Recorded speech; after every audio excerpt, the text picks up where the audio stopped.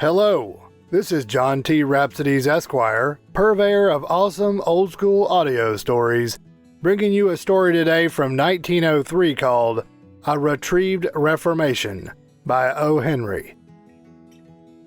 O.Henry, whose given name was William Sidney Porter, walked the earth from 1862 to 1910, mostly in Texas and New York. Before proceeding with the story, I ask you, dear listener, what do you think you would have done, or should have done, if you were the detective? Hear the words of old.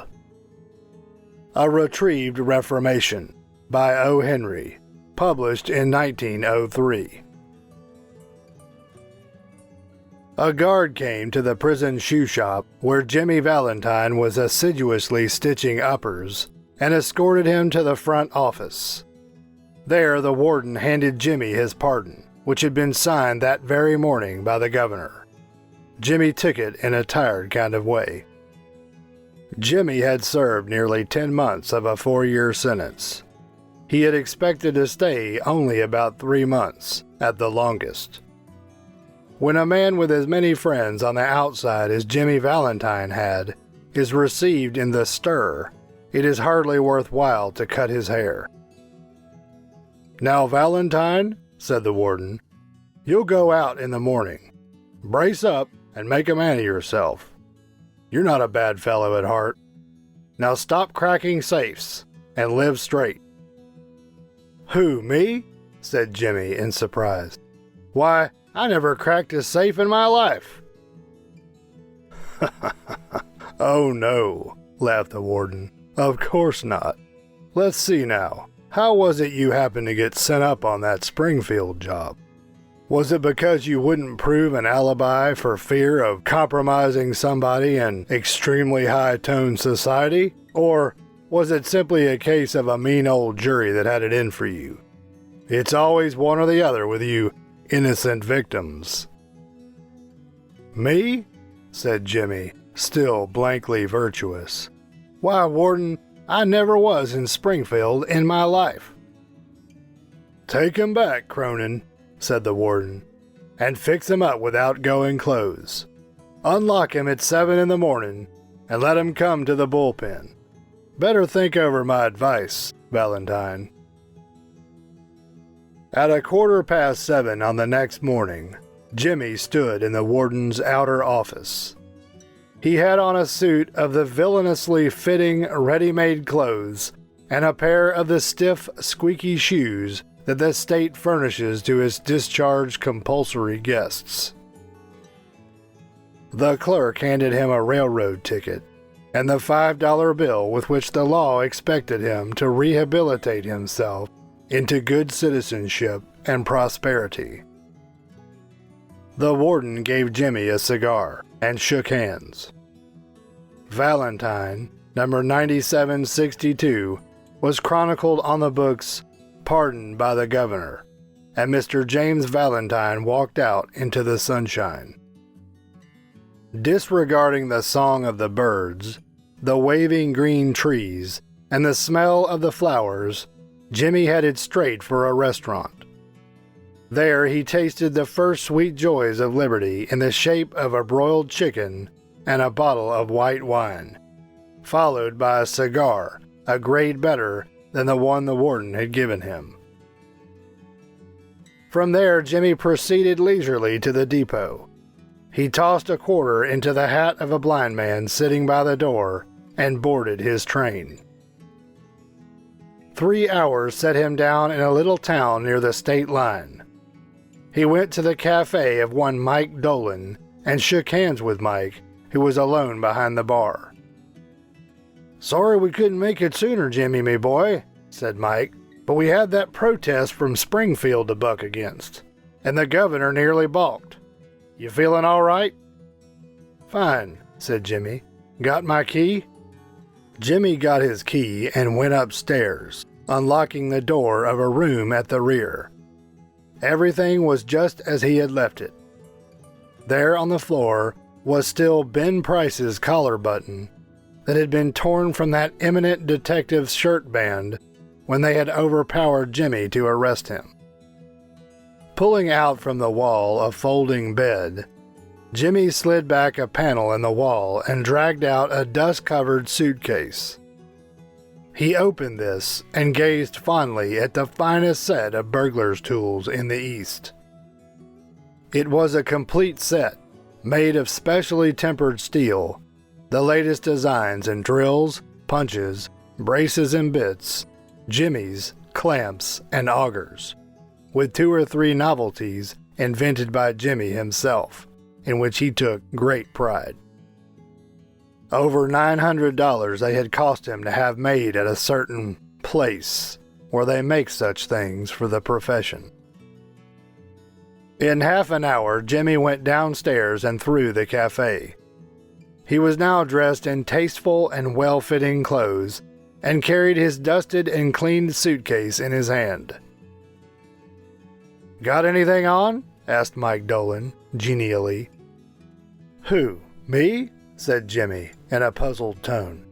"I don't understand.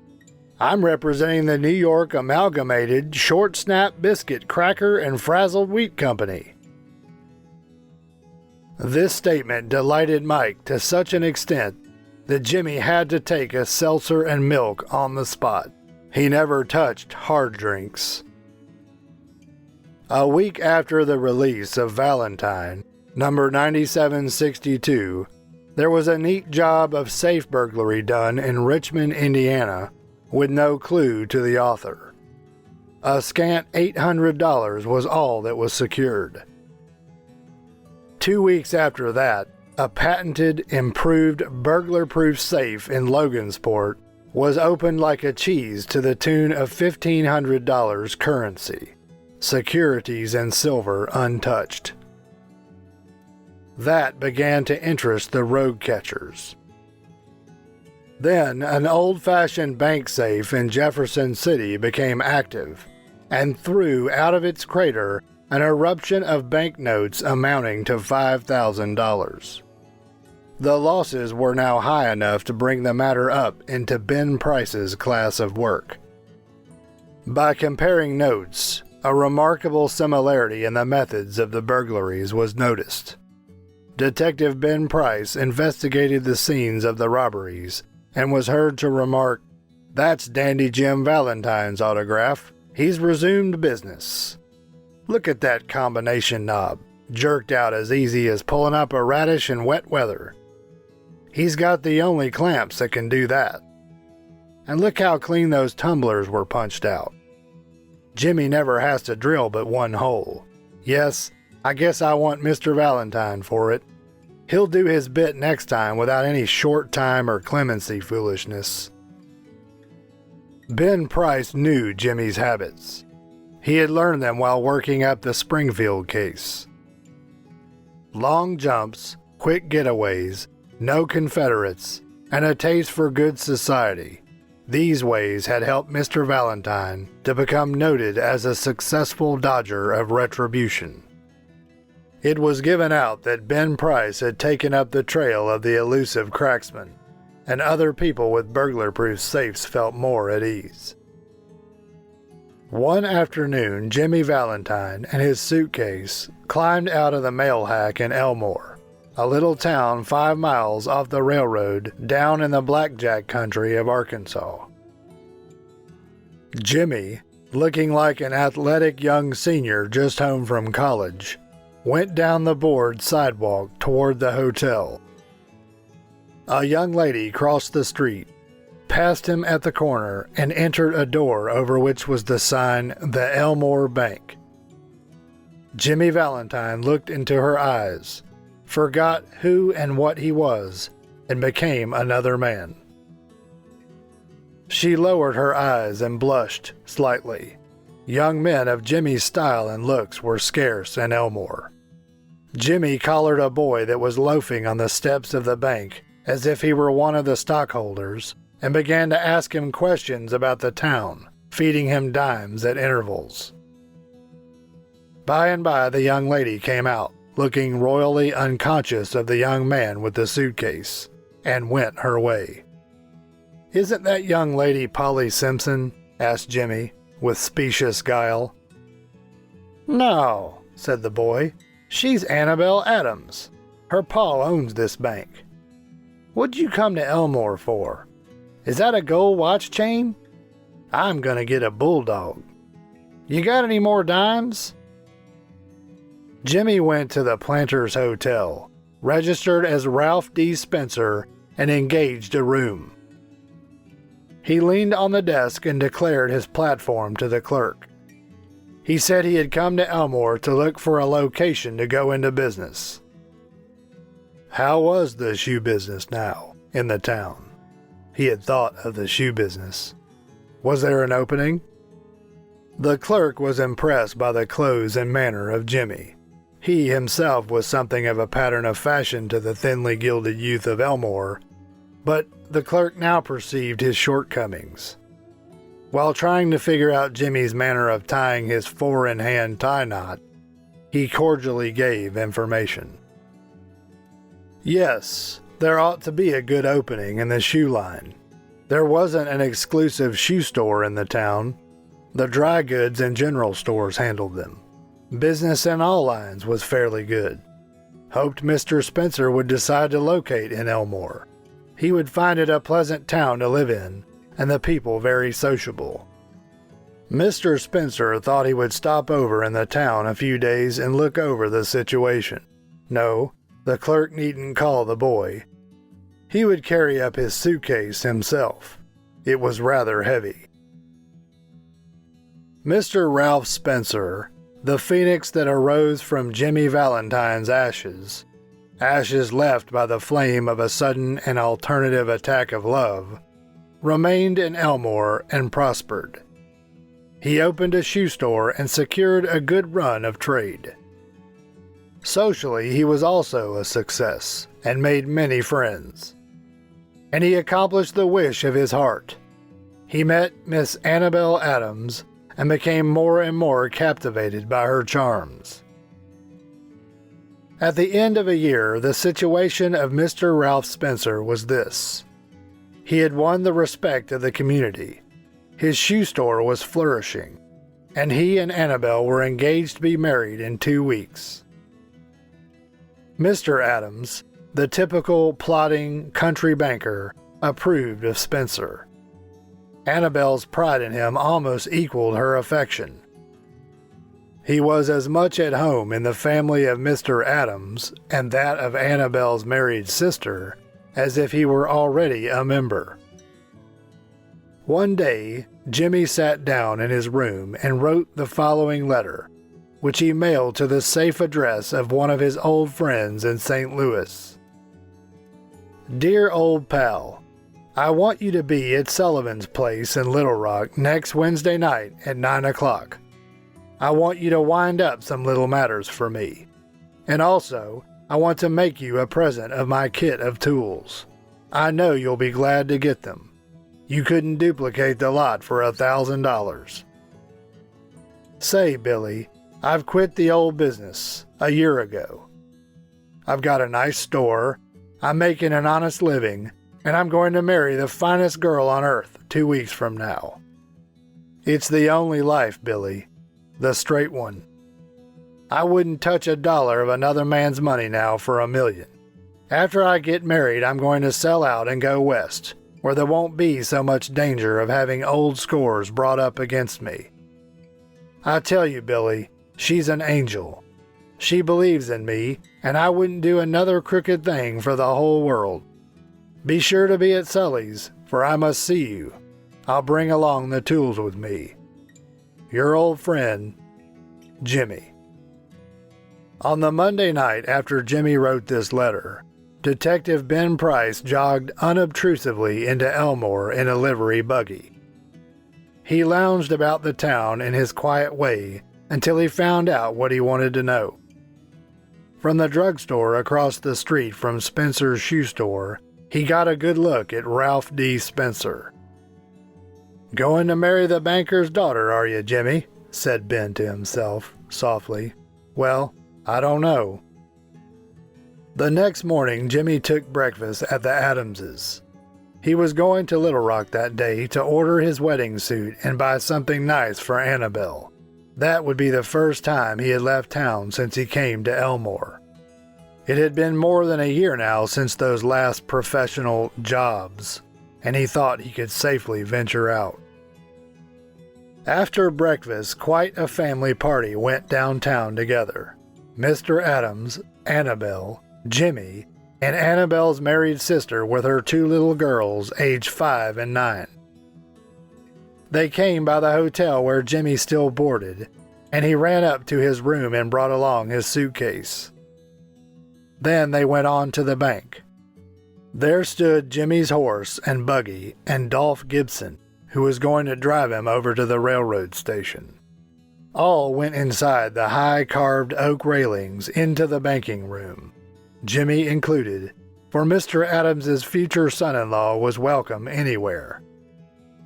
The bank clerks were pleased to be greeted by the good-looking, agreeable young man who was going to marry Miss Annabelle. Jimmy set his suitcase down. Annabelle, whose heart was bubbling with happiness and lively youth, put on Jimmy's hat and picked up the suitcase. "Wouldn't I make a nice drummer?" said Annabelle. "My, Ralph, how heavy it is. Feels like it was full of gold bricks." "Lots of nickel-plated shoehorns in there," said Jimmy, coolly, "that I'm going to return. Thought I'd save express charges by taking 'em up. I'm getting awfully economical, you know." The Elmore Bank had just put in a new safe and vault.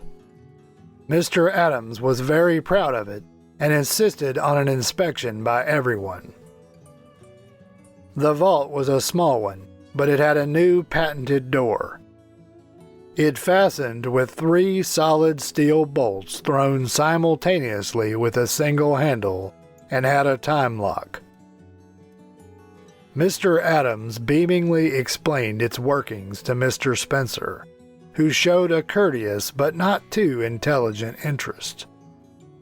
The 2 children, May and Agatha, were delighted by the shining metal and funny clock and knobs. While they were thus engaged, Ben Price sauntered in and leaned on his elbow, looking casually inside between the railings. He told the teller that he didn't want anything, he was just waiting for a man he knew. Suddenly there was a scream or two from the women and a commotion. Unperceived by the elders, May, the 9-year-old girl, in a spirit of play, had shut her little sister Agatha in the vault. She had then shot the bolts and turned the knob of the combination, as she had seen Mr. Adams do. The old banker sprang to the handle and tugged at it for a moment. "Oh, the door can't be opened," he groaned. "The clock hasn't been wound nor the combination set yet." Agatha's mother screamed again, hysterically. "Hush," said Mr. Adams, raising his trembling hand. "I'll be quiet for a moment. Agatha," he called as loudly as he could, "listen to me."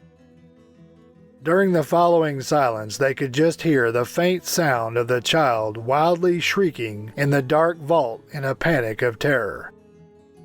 "My precious darling," wailed the mother. "She will die of fright. Open the door. Oh, break it open. Can't you men do something?" "There isn't a man nearer than Little Rock who can open that door," said Mr. Adams in a shaky voice. "My God, Spencer, what shall we do?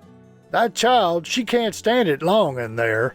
There isn't enough air, and besides, she'll go into convulsions from fright." Agatha's mother, frantic now, beat the door of the vault with her hands. Somebody wildly suggested dynamite. Annabelle turned to Jimmy, her large eyes full of anguish, but not yet despairing. To many women, nothing seems quite impossible to the powers of the man she loves. "Can't you do something, Ralph? Try, won't you?" said Annabelle. He looked at her with a strange, soft smile on his lips and in his keen eyes. "Annabelle," he said, "give me that rose you're wearing, will you?" Hardly believing that she heard him right, she unpinned the bud from the bosom of her dress and placed it in his hand. Jimmy stuffed it into his vest pocket, threw off his coat, and pulled up his shirt sleeves. With that act, Ralph D. Spencer passed away and Jimmy Valentine took his place. "Get away from the door, all of you," he commanded, shortly. He set his suitcase on the table and opened it out flat. From that time on, he seemed to be unconscious of the presence of anyone else. He laid out the shining, strange implements swiftly and orderly, whistling softly to himself as he always did when at work. In a deep silence and immovable, the others watched him as if under a spell. In a minute, Jimmy's pet drill was biting smoothly into the steel door. In 10 minutes, breaking his own burglarious record, he threw back the bolts and opened the door. Agatha, almost collapsed but safe, was gathered into her mother's arms. Jimmy Valentine put on his coat and walked outside the railings towards the front door. As he went, he thought he heard a faraway voice that he once knew call, "Ralph!" But he never hesitated. At the door, a big man stood somewhat in his way. "Hello, Ben," said Jimmy, still with his strange smile. "Got around it at last, have you? Well, let's go. I don't know that it makes much difference now." And then Ben Price acted rather strangely.